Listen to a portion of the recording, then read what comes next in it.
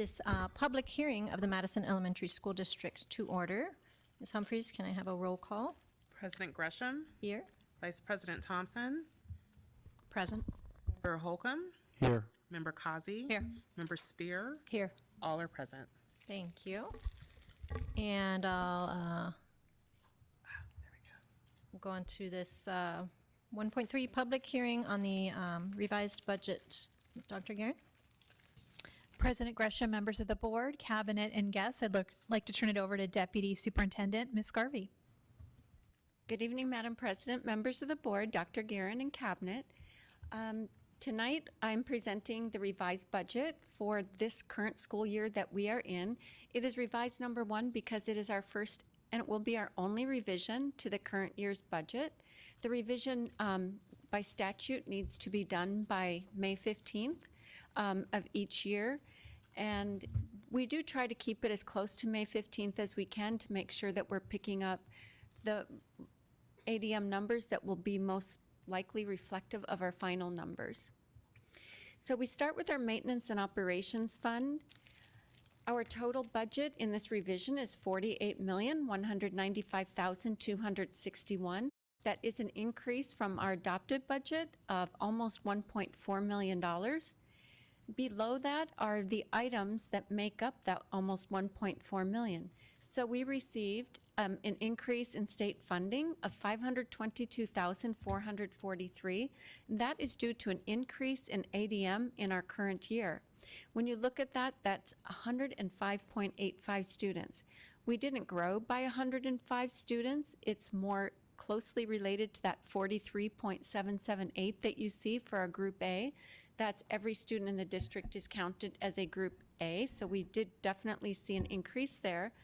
But part of those 43 students also qualify for special ed services, and we receive additional funding for those special ed in the Group B. The reason the weight is higher is because each one of those students can even count for more than one student depending on the disability that they have. So when you combine the increase of 43 in Group A and the 62 in Group B, we come up to that 105 increase in ADM. There was a transfer from capital. We are allowed to transfer from district additional assistance into capital. Just looking at budgets, the move was made to transfer that $50,000 over to M&O. And then in override adjustment, an increase of $78,367. Here you'll see a large budget balance carry forward adjustment. We had originally anticipated a $2 million budget balance carry forward, and it came in at $2,732,642 when we finalized accounting records for last year. A lot of that plays into the ESSER dollars that we received and looking at what should be and could be funded there and making the appropriate transfer. The next two items are smaller. We have the Prop 123 funding.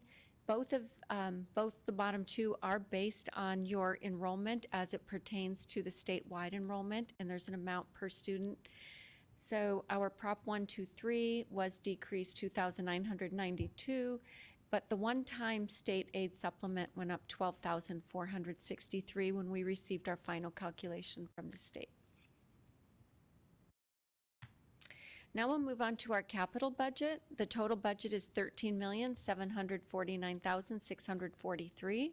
It was an increase from the adopted of $791,959. On this one too, it was the budget balance carry forward adjustment that increased. So for anybody that may not be aware, when we do our adopted budget, it is based on a projection of what we will have because we haven't closed out the year yet. We still have about 3 months left to close out the year because you actually do the adoption in June. It gives you June, July, and August to close your year out. And so that's why we adjust our budget balance carry forward. We had an ADM adjustment for $204. This is very small, but when the state finalizes ADM from the prior year, they allow you to make an adjustment if they had any adjustments. And while M&O is based on current year funding, district additional assistance capital is based on prior year 100th day. So they're based on a little bit different numbers, which is why you don't see the same exact thing happening in M&O.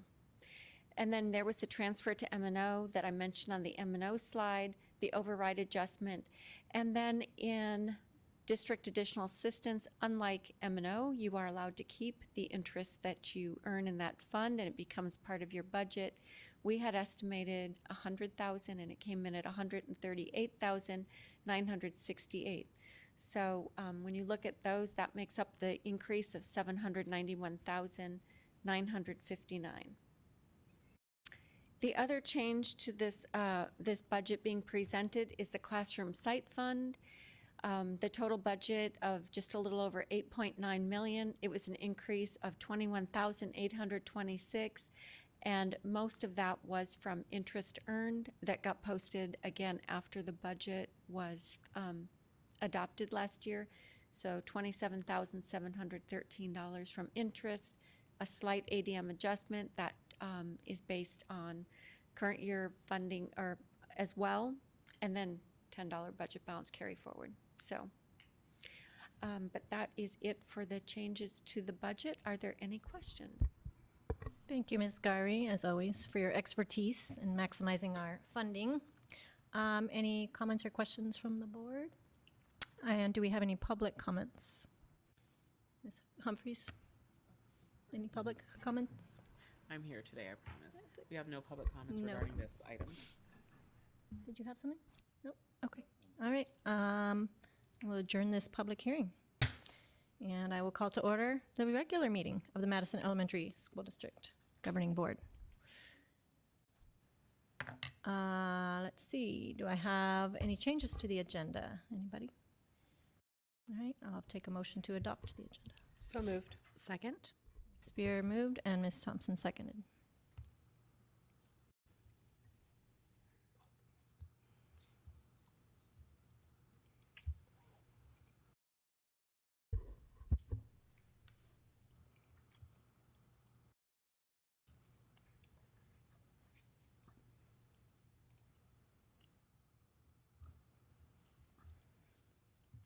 Wait for it.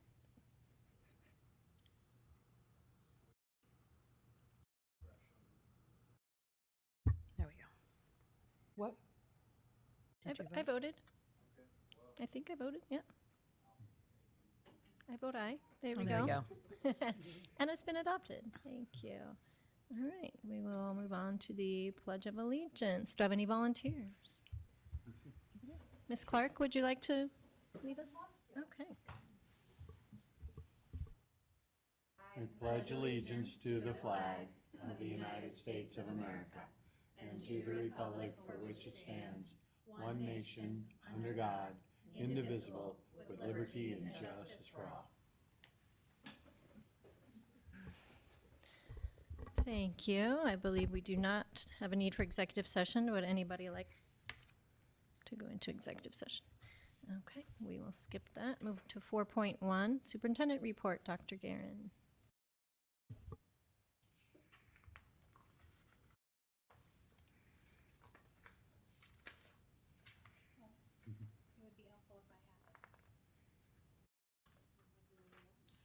Just have to wing it. Yes. Governing board members, cabinet, and guests, I'd like to thank Jackie Gouen for a really extraordinary district recognition event. I'd also like to mention the addition of the scholar athletes and the number of teams that actually qualified for that high standard of a 3.8 GPA. Just shows the academic excellence that we do have in Madison. I'd also like to recognize our teachers and our staff in Teacher and Staff Appreciation Week. I know all of you were showered with food and cookies and gift cards, and that is so wonderful and so appreciated. But I really just want you to know what you do in the lives of children every day, how you support each other in the classroom, outside, and everywhere in the hallways every day to make it a wonderful place to be in our schools is we're just so very grateful. I also want to thank all the parent organizations for do all the showering of love and gifts. It takes an extraordinary amount of work and organization to make everybody feel included. So really grateful to them as well. And of course, Danielle just pulled up my speech because that's what she does, but I think I was doing pretty well. I also want to thank Molly Dodd and the foundation for planning and hosting an incredible gala. Her hard work, dedication, and creativity and party planning is truly extraordinary and made the event a huge success, I think, beyond everyone's expectations, especially for it being year 2 after the pandemic. I also want to thank the Center for the Arts for hosting that event and this event tonight. So many of them interacted with the students, coached them, helped them be organized, and a lot of times it was the students' first time being on stage and they were nervous, and the event staff was just really engaged with our staff and students. And just lastly, again, reflecting on our staff recognition event, it's clear we're surrounded by extraordinary people every day, and that's what makes Madison such a special place and why we all feel such a strong connection and that we all want to give our very best every day because we know we're a part of something special. I hope everyone enjoyed the Uncle Biff's cookies. By the way, we sent them to every single staff member on the board's behalf and cabinet's behalf because they are so very popular, and I know I ate mine yesterday. So thank you. That's all I have. Thank you, Dr. Guerin. Shall I start with Mr. Holcomb this time? Thank you. Yes. I did want to comment on the award ceremony. It was great. I got some feedback from the community about how they really liked the addition of the Student Scholar awards, and actually asked for more information. They'd like to have more information next year about what it was, because they said, this is great, but we don't know exactly what our student earned. But it was very positive. The other thing is, what I saw in the community, it's great that we have these celebrations, it's so important, but the biggest smiles I saw were on the adults.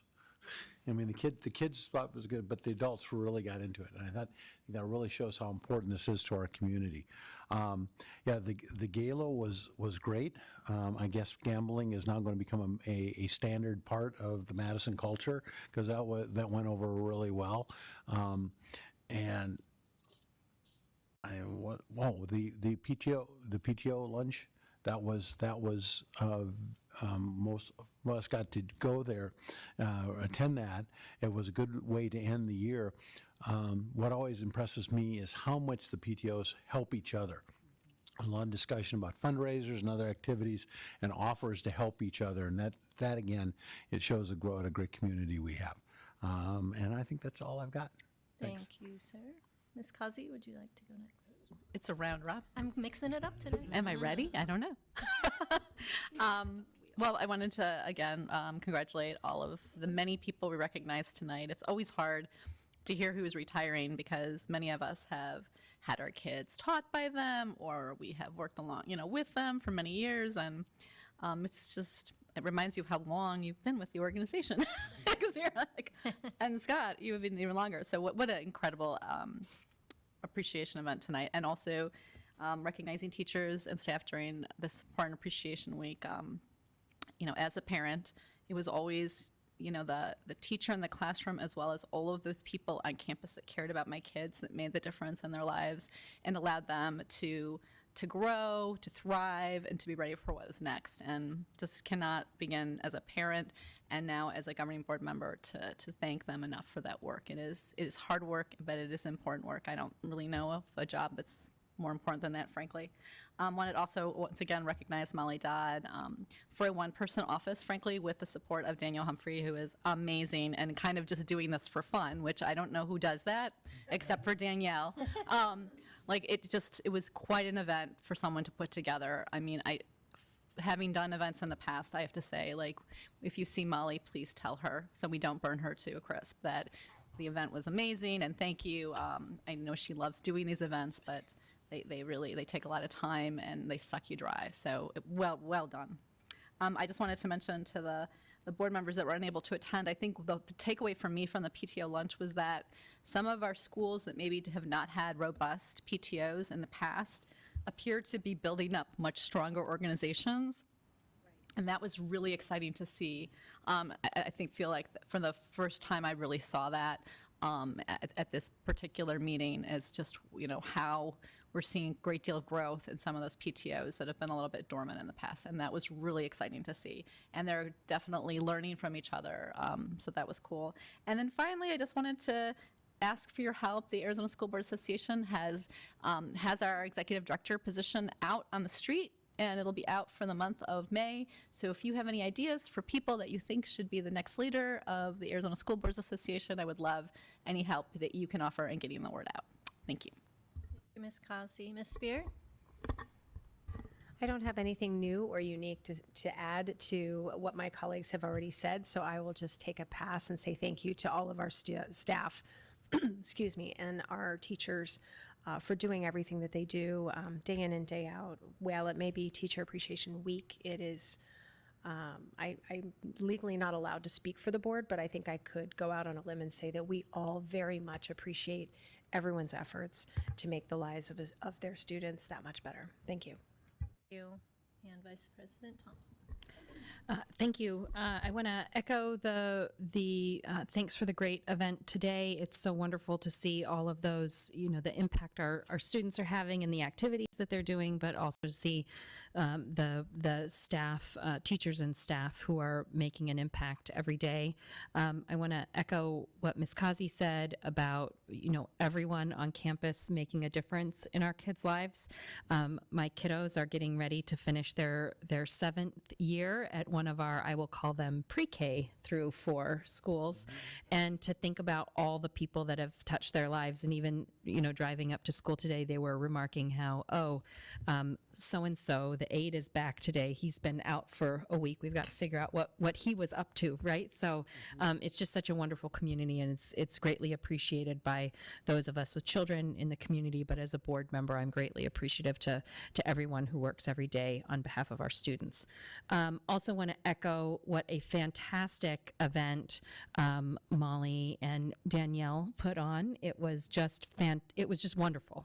It was so much fun. I think everyone who came had a great time, and looking forward to that event growing even more in years to come. While I was unable to attend the PTO lunch, but excited to hear that there's some reinvigoration at some of the schools, I was able to attend the Madison Park STEAM Night last week. It was amazing. There was no parking for a block all around the school. I know because I circled a few times. There was double parking all over the parking lot. It was teeming with parents and students, and really fantastic. So want to congratulate Ms. Gossett and her team on that. But to see the work that the students at Park are doing is very exciting. And so thank you for doing that. And I think later this week there is a student showcase night at Camel View and also one at Heights. So looking forward to visiting those as well. That's all I have. Thank you. Yes, I would also just want to congratulate all our award winners from this evening. And of course, I agree with Mitra that the retirements are really touching. We had our HVAC maintenance person, been here 30 years, which is amazing. And of course, we don't just honor our teachers, we honor all our staff. And the gala was great. I am sad that we didn't get a group picture again this year. Yeah. We missed that. So we definitely have to get one next time. And the PTO luncheon was great. A lot going on at the end of the year. And let's see. Oh, before that, I got to go and sneak in and watch the mariachis for a little bit at the master class. They are really good. It's the Mariachi Sol de Mexico.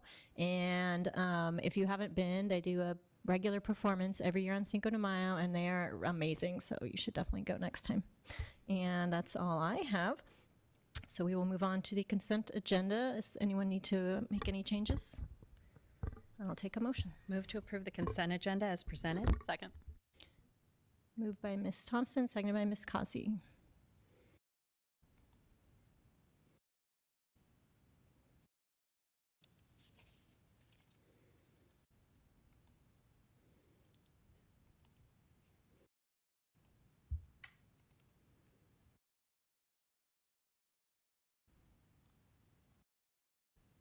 And that's unanimous. And we'll move on to call to public. Ms. Humphries, do we have any calls to the public this evening? We have no calls to public. Thank you, ma'am. And we will move on to our first read of board policies, 7.1 through 7.6. Dr. Guerin. President Gresham, members of the board, cabinet, and guests. It is Assistant Superintendent Barb Marshall's turn for policies, and this is actually the last round of first reads. So congratulations to us all. Turning it over to Ms. Marshall. Thank you, President Gresham, members of the board, and members of cabinet. What you'll find tonight in item 7 for the first read, 7.1 through 7.5 are changes recommended through the Arizona School Boards Association. And as we find a lot of times, this is policy work that is catching up to current practice. And then I'll talk a little bit more about 7.6 because that is one that we are bringing forward in Madison. So 7.1 is just the State Board of Education new language around courses. For example, instead of language arts, it's English language arts. Instead of math experiences, it's mathematics, and so on. So this really doesn't make any changes to our current practice. It's just the verbiage that is now approved through the State Board of Education. 7.2 for the teaching methods. This is regarding lesson planning, and as we're seeing more of the parent involvement in school, the requirement for having lesson plans prepared as far in advance as possible for that review to be available. And so again, this reflects current practice that is happening in Madison, and now the verbiage to align to that. The admission of students in foster care, if you'll remember earlier in the year, I had brought forward about the school records and the discrepancy in the number of days versus what state law had required. Our attorneys actually took that review from Madison back to ASBA, and so they are correcting so that the number of days is in alignment with what state law was. So this is correcting that. And then the public concerns and complaints for instructional resources. This is just to align to the legislative requirements for selecting textbooks or supplemental materials.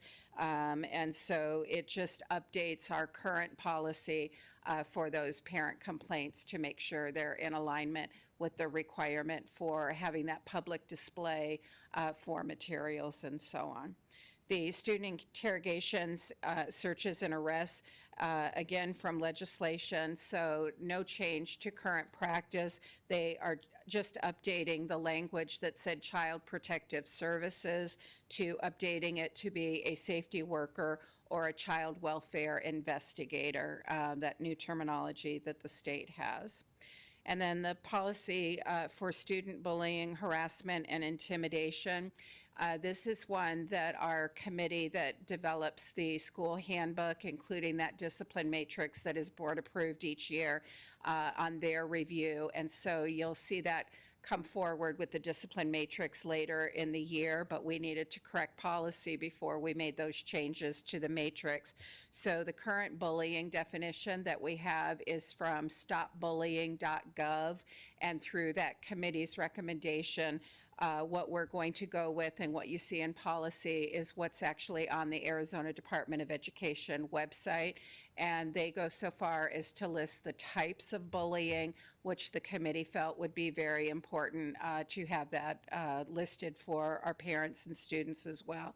And the definition that the Department of Education is using is from the CDC for bullying, and we thought that that was a good reference source to have for that.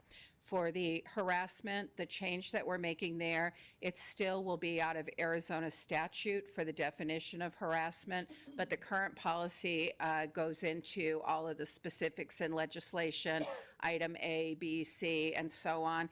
And the committee felt that that was very confusing for the students and for the parents. So it will still be aligned to legislation, but we'll just have the introductory portion of legislation in there just to make it a little clearer for the parents and the students. So those are the changes that we bring forward. And again, this is for first read. Thank you, Ms. Marshall. Any comments from the board? Kelsey? Thank you, Madam Chair. So the bullying, harassment, intimidation, is it only a Madison policy?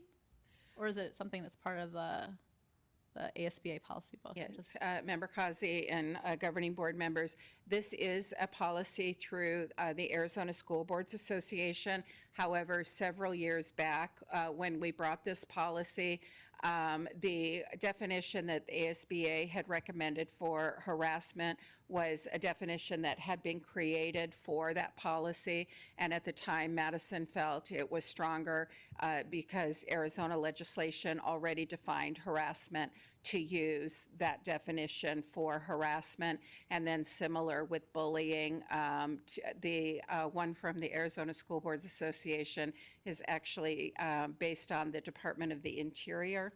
And again, at the time, we just felt having the stopbullying.gov definition was a little stronger to use for our families to have a solid program behind how we chose that definition. And so again, the committee now is seeing that the Department of Education, Arizona Department of Education, has a definition on their website, and to help just streamline and make it very clear for parents and students to use that one. And when we make changes, because I think our changes are always better, do we share them with ASBA automatically or not necessarily? Because I ask because I will if you don't.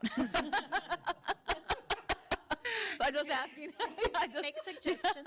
Yes, Member Kazi and members of the board, all of the, once they're approved through that second read and voted on by the board, Ms. Humphrey actually coordinates that communication back to ASBA for the changes that we have.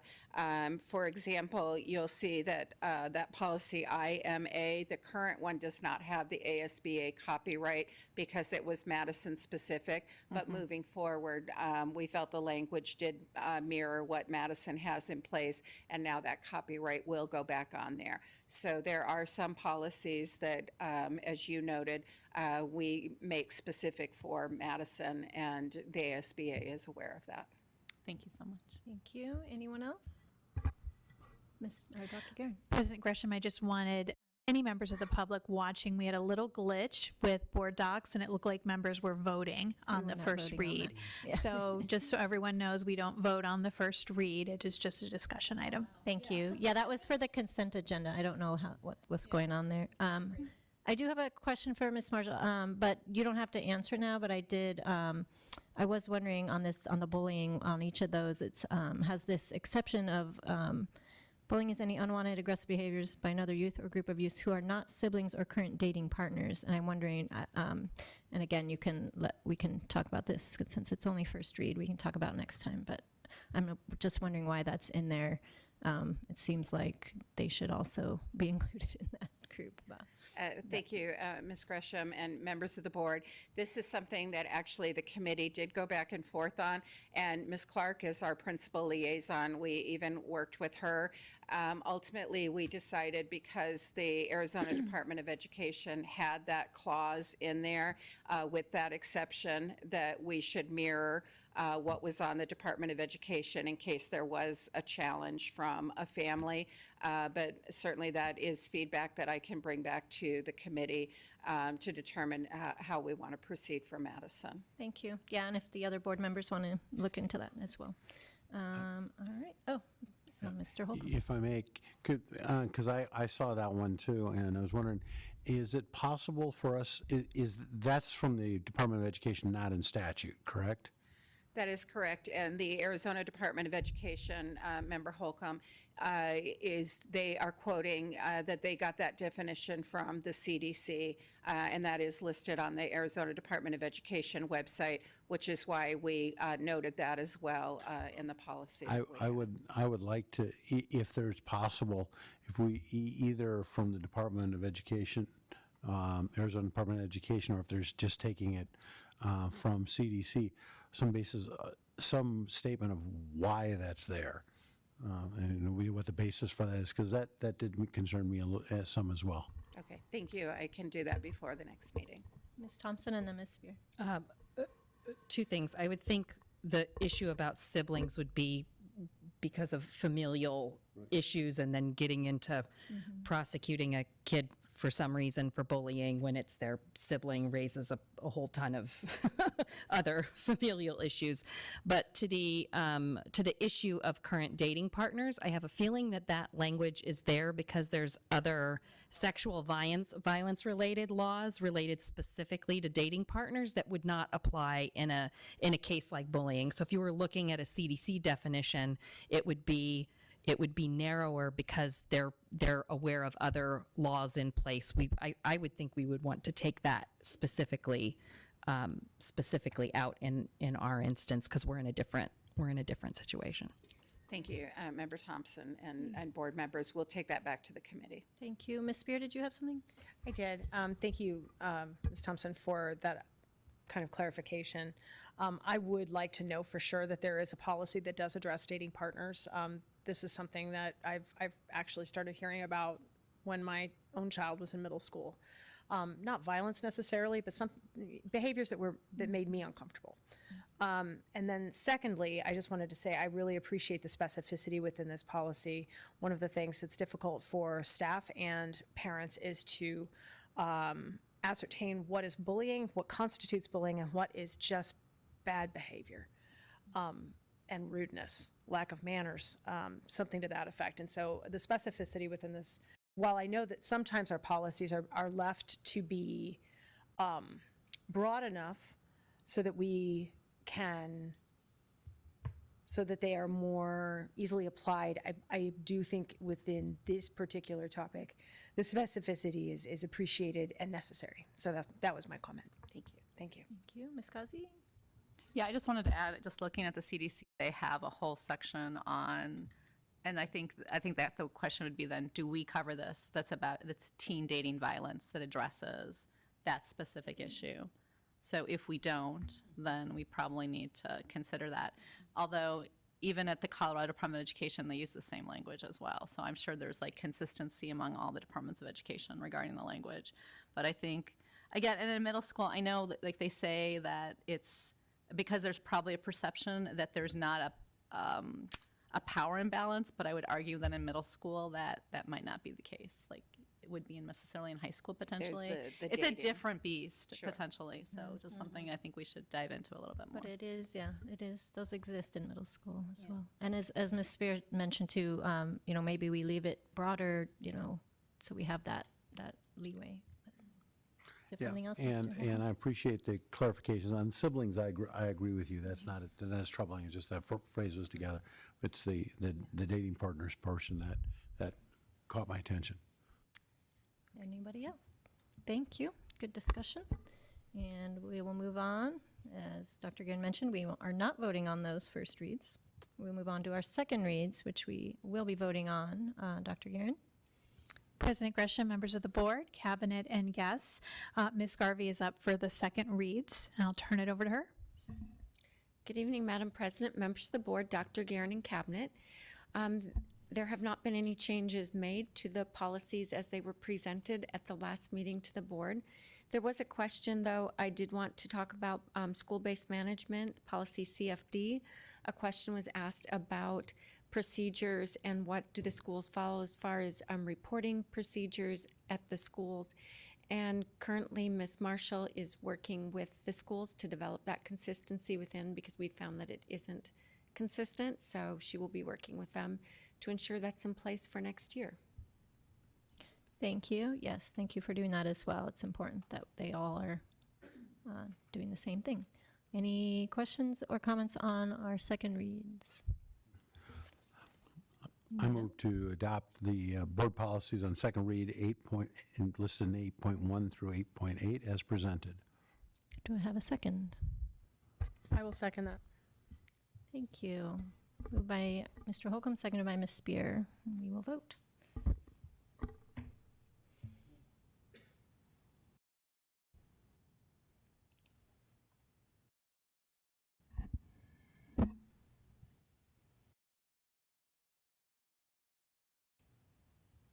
And that one's unanimous. And moving on to 9.1, ASPA political agenda. This is one of our favorite topics. Dr. Guerin, do you want to introduce, or should I just hand it over to Vice President Thompson? Right over to Ms. Thompson. Thank you. Yeehaw. Thanks, everybody. Included in your in the materials that were presented to the board, we have the priorities that were adopted by the board last year. These have to do with providing dedicated, consistent resources of base funding, providing supports to have an excellent teacher in every classroom, providing consistent and dedicated sources of capital funding for Arizona Public Schools, removing the cap on district additional assistant override and embedding an inflationary factor annually, and eliminating regulations, policies, and restrictions that overburden, criminalize, or politicize school district support staff and educators as they educate and care for students. I propose that we use these same priorities in putting forward our recommendation to ASBA for next year. I think these are consistent funding, and stay in your lane. We'll stay in ours.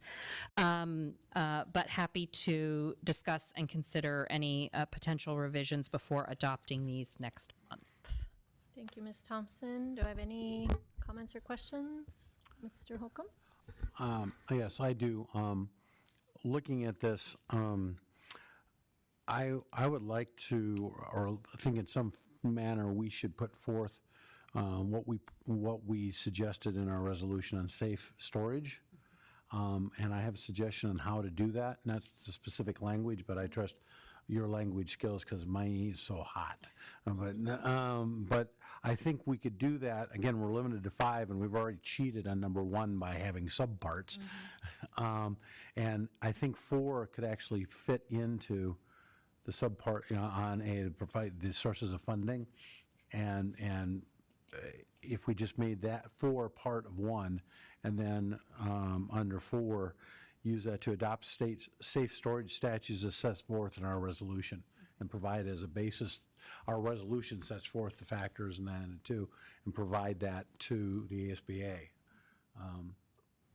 I think that we can cover that and not lose anything in what we already have, because I think we've put a lot of work into this and it still hasn't been satisfied. And as you say, it's focused on 3 things: funding, funding, and funding. So that would be my suggestion. Any other comments on that suggestion? I will work to figure out how to add 4 to one of the other various funding issues and bring that proposal back as a draft, and then add the language from our resolution, from our recent resolution regarding safe storage. And we'll have that back for consideration at the next meeting. Anyone else have any? I have a couple questions. Well, number 3, I had said there's like some, it reads, I think there needs to be some typo or something changes, but I'll just get those to Ms. Humphreys or something. But I had a question, because did we talk about the aggregate expenditure limit last time, about putting something in, like a permanent solution for that or anything? I don't remember why or what happened, but, or do we want to add something about that? Because it will come up again in our next year's budget. So we had a reprieve one year, but now we don't know again what's going to happen with that. So I don't know if we want to add something. And then, do I remember, don't we have like 2 like extra, is it only 5? It's only 5. I thought there was like 2 alternative, like you could add. It's only I'm 5. just making that up. But, so I don't know if we could, yeah. Madam President, if I'm trying to reach back. On one hand, I feel like we did this yesterday, and on the other hand, I'm struggling to remember the conversation. But at the same time, I think several of the issues regarding funding, we didn't specifically address AEL because this is supposed to be, they were dealing with AEL at the time, and we were thinking of this as a broader, longer document, and you can make the argument that AEL is embedded in any of those things when you're talking about significant funding, and hyper-focusing on just AEL takes away the argument about, provide us the right amount of funding, and oh, by the way, that means also authorize us to spend it.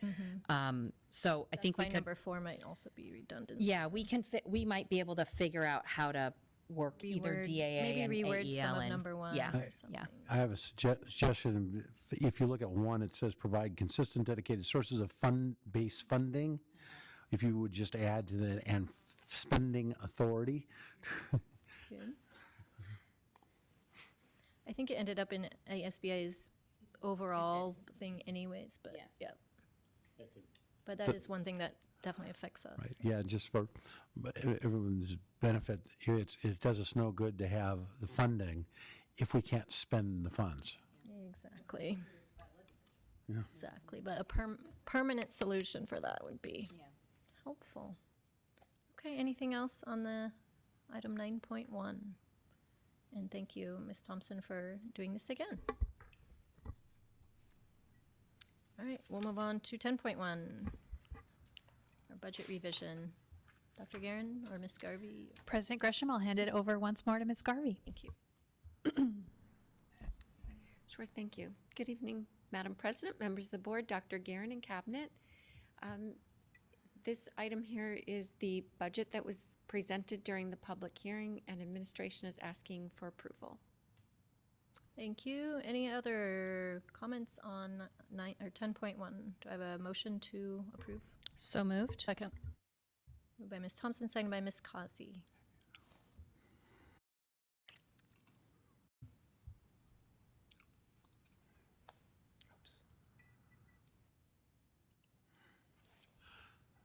While that's coming up, if I may, I want to again thank Ms. Garvey for how the excellent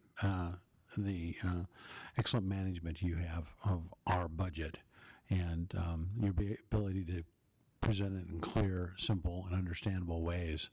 That's a huge plus. Thank you. Absolutely. That's unanimous. And so is this. That passes. And we'll move on to 11.1. Thank you, Ms. Garvey.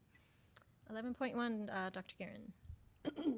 President Gresham, members of the board, it's hard to believe we only have 2 meetings left of this school year. So in 2 weeks, we will have a May meeting, and it will be couched between some promotion ceremonies, and it will be at 3 o'clock. We had talked about having an executive session at 2:15, but we're going to have some board members that won't be able to be here. So Ms. Humphreys is going to email you with a couple different suggestions on a standalone executive session that we can make work for everybody. So, and it's such a busy time of year, and I appreciate all the time you're giving this month. So we'll make that work. So once again, you have the promotion ceremony schedules, and please keep looking at your Google calendars because Daniela is keeping them up to date, though I don't anticipate any changes. So this meeting will be at 3 o'clock, and because we're keeping you all day, we'll promise to provide food and snacks. But at this meeting, we will change the executive session. We will have our typical consent items. We will have Ms. Marshall's second reads for consideration. And we will bring back the ASBA political agenda. And we have a placeholder for the proposed budget 24-25 if Ms. Garvey's just really optimistic that she's going to get those forms that she needs. So it's in pencil. It's in pencil. And then, very exciting, Ms. Marshall has led a calendar committee for us, and we will have calendar recommendations for, if you could believe it, 25 through 28. Yeah.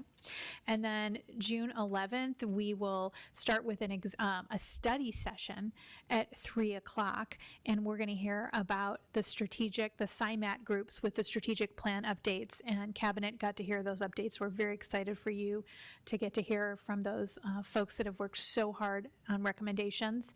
And then Ms. Garvey and team will be leading a facility planning update.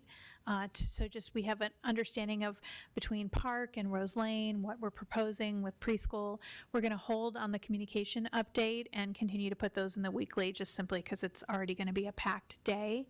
And then we have potentially an executive session and our board meeting after that. So we'll continue to flesh those out. Keeping us busy. Any questions or comments on, yes, Ms. Spear? I just wanted to let my colleagues know that I'm not going to be able to attend any of the meetings or the promotion ceremonies, unfortunately, on the 21st. And I believe that Ms. Kazi also has a conflict. And so I just wanted to make sure that my colleagues are all able to attend so that there's a quorum. Okay. Got your back. I will do my best to call in, but thank you. Thank you. And is everyone good with the study session in June? All right. Anything else? All right. Thank you, Dr. Guerin. And I'll take, unless there's anything else for the good of the order, I'll take a motion to adjourn. So moved? Second. Moved by Ms. Thompson, seconded by Mr. Holcomb.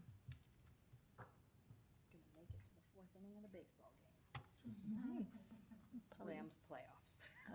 James is pitching. Oh, yay. It might go on for a while.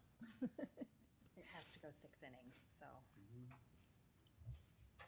And we are adjourned. Thank you.